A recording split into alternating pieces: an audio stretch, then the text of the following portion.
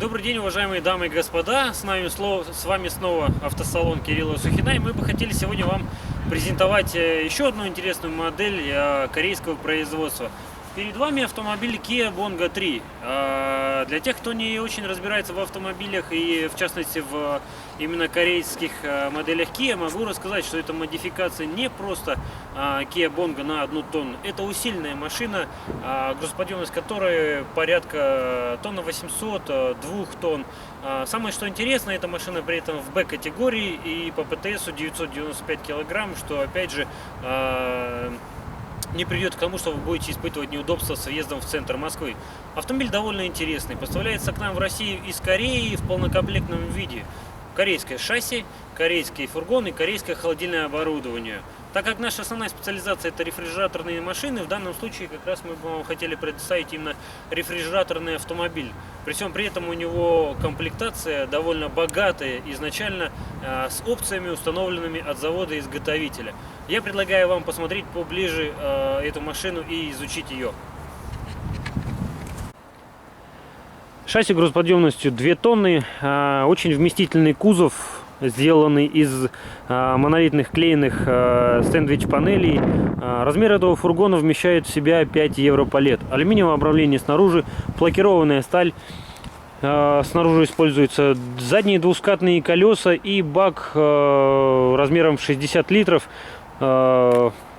Позволит вам по городу перемещаться без особых усилий.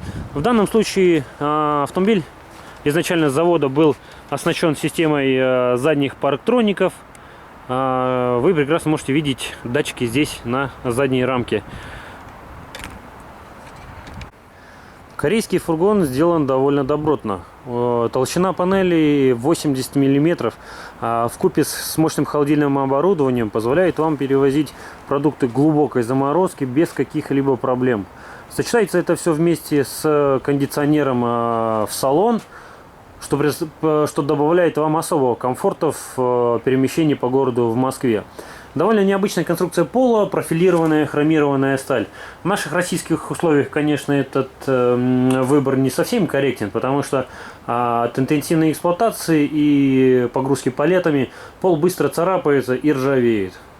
Несмотря на то, что он довольно неплохо выглядит, этот пол, после года-полутора эксплуатации и царапания интенсивного он быстро заржавеет. В этом компоненте корейцы, конечно, сэкономили. Но сам кузов при всем при этом сделан довольно неплохо по сравнению с теми же самыми российскими фургонами. Что интересно, здесь на дверях встроена фурнитура, которая позволяет вам запирать двери в случае погрузочно-разгрузочных работ. Непосредственно встроенный механизм. И 2 комплекта ключей идут вместе с автомобилем. Точно такая же конструкция двери была выполнена и в боковом исполнении. Та же самая дверь для удобства разгрузки, запорная фурнитура и тот же самый замок для того, чтобы фиксировать ваши двери. Так как на автомобиле установлены колеса разного диаметра, соответственно и запасок у нас 2.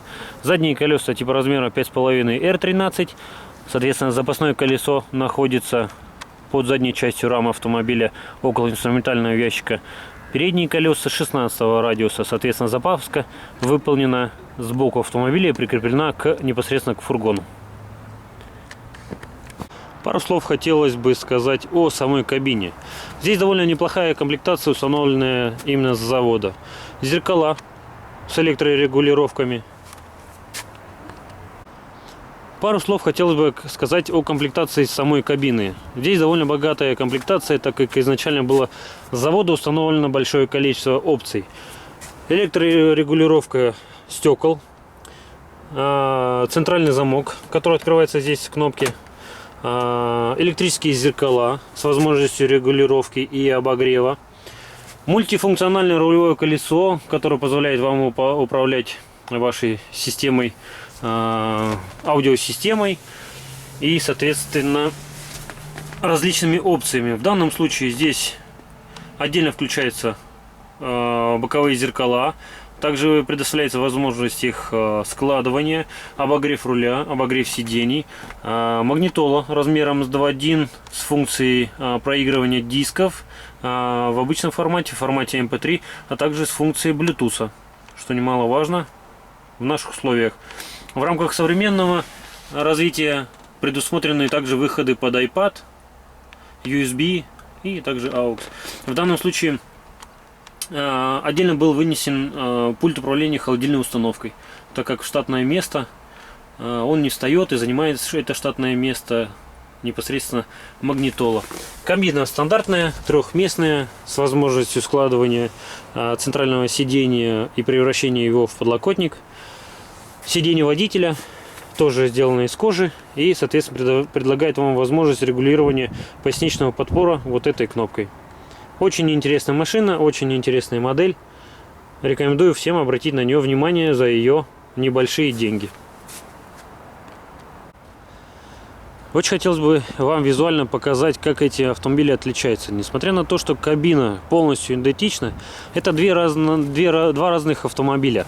Потому что мало кто знает об истории компании Kia. Здесь есть возможность выбрать из двух моделей. В данном случае слева от нас это наш автомобиль, грузоподъемность который составляет порядка 2 тонн, а справа стоит автомобиль, который гораздо меньше по вместимости фургона и гораздо меньше по грузоподъемности. Это так называемый тонник. Автомобиль грузоподъемностью на 1 тонну. Это почти в 2 раза меньше, чем у нас. Если вы не разбираетесь, то очень легко эти две машины спутать.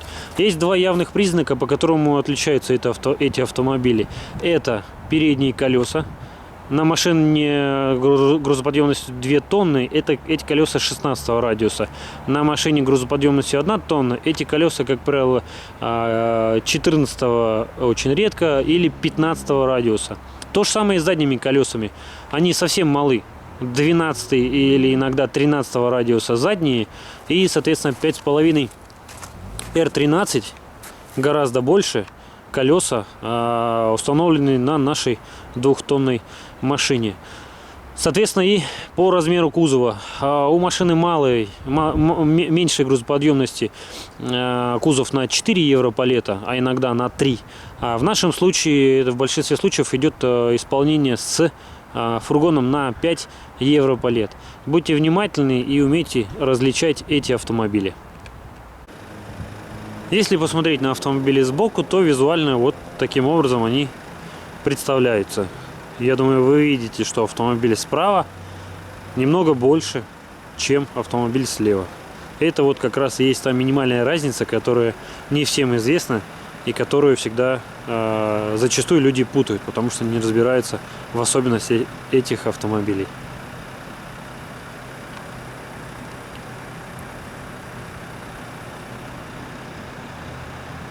Слева от нас автомобиль с исполнением промтоварный кузов без боковой двери.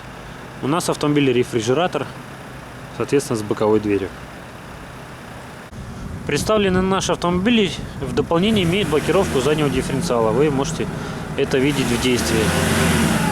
В условиях нашей зимы это очень нужная опция.